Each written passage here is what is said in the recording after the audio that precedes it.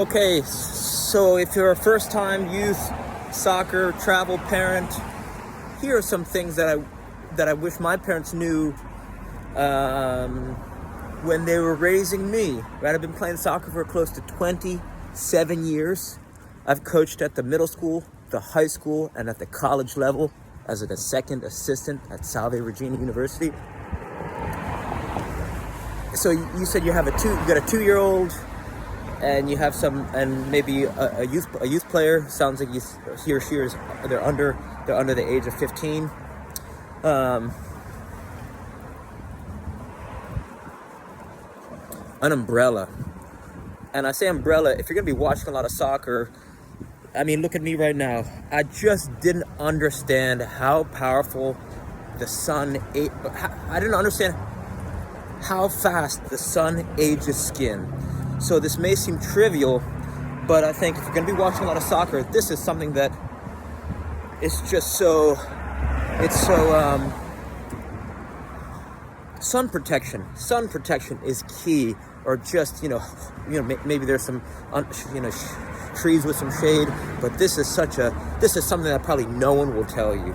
An umbrella is super helpful at protecting your skin, right? Because you have all these sunblocks, but maybe some are more harmful than helpful, or maybe they protect the skin, but they also damage the body in the long run. So, right, so that's why I think my go-to, I'd rather use, an umbrella or some long sleeve or a hat, a bucket hat, instead of sunblock. Okay, in terms of helping your kids develop to where they feel great, they're moving great, and they're effective on the field. I think one thing most parents don't realize is that if you get into the habit of getting to games and practices a little bit earlier, you can double down on training. And what I mean by that is double down. You could increase the volume of touches just by playing back and forth with your kids. I think a lot of parents they underestimate how much joy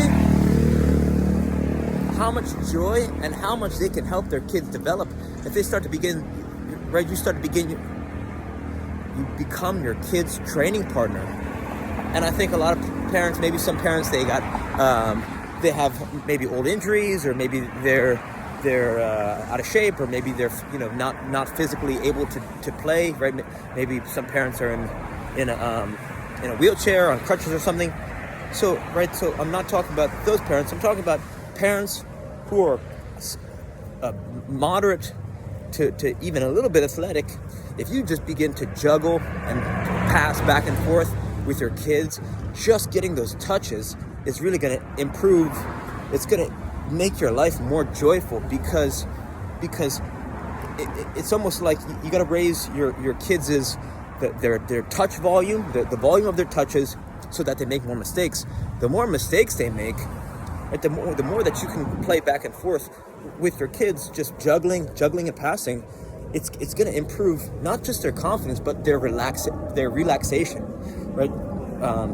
You got to, in theory, the more challenging you make practice, the more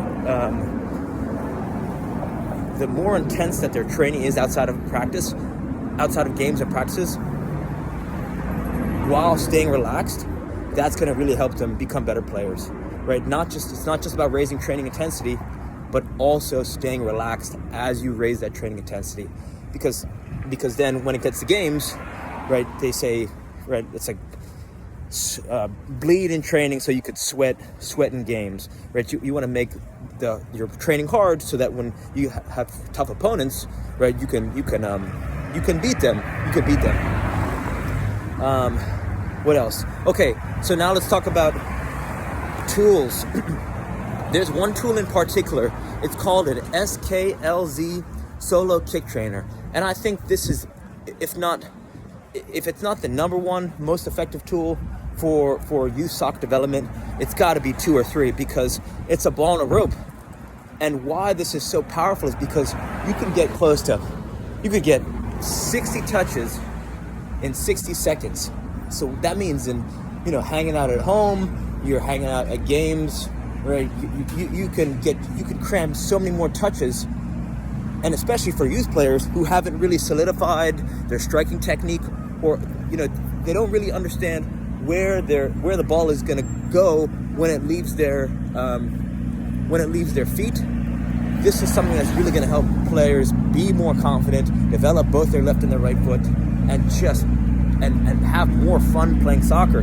Because, right, if you miss-hit the ball, maybe you got to go chase it. With this ball and a rope, you can strike the ball with this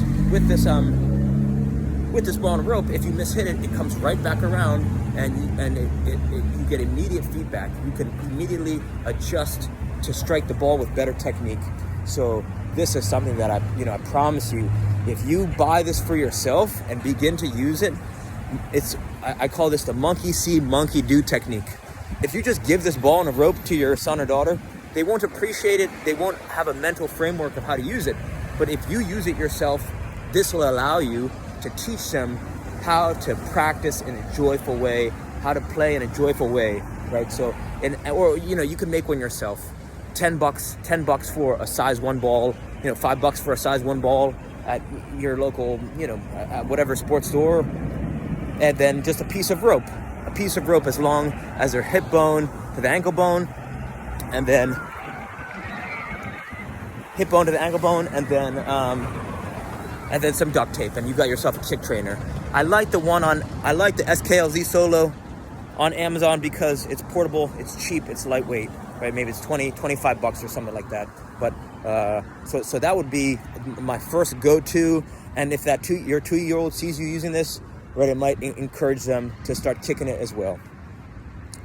The third tool, there's a tool, it's called an RMT rope. It's very similar to a jump rope, but why it's a bit different is because most times people using a jump rope, it starts from behind and then they jump through it as they're swinging. An RMT rope specifically you use to swing to the left and to the right of your body, right? This is taken from Sugar Ray Leonard, the boxer, and it's pioneered by someone named David Weck, W-E-C-K, multimillionaire. And all this guy does is patent strength training tools. He just invents training tools, and I promise you, if you begin to swing this rope, right, it's effortless strength through motion. So, and then if your kids see you start to swing this rope, it might encourage them to do the same.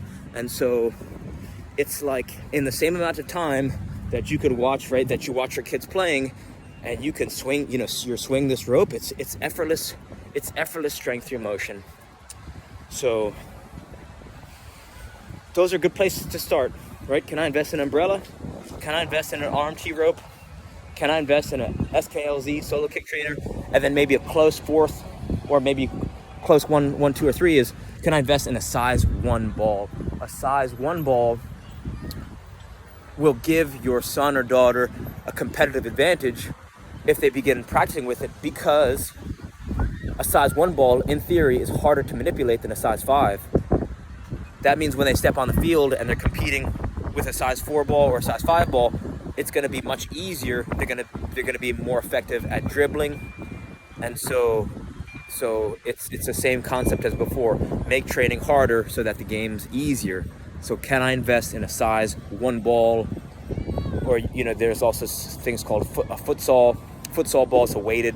Maybe it's a weighted size 3. But at this age, if you start to begin to bring a size 1 ball with you everywhere you go, it might encourage your kids to do the same. So give some of these things a try. Reach out with any questions. 508-505-1180. All right, thank you.